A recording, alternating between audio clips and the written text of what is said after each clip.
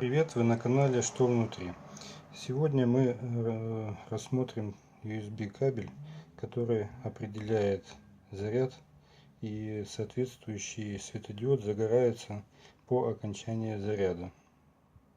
Значит, во время заряда горит красный светодиод, и как только заряд прекращен и заряд достигает 100%, он начинает гореть синим цветом. Если вытащить, то же самое происходит, как будто зарядился телефон.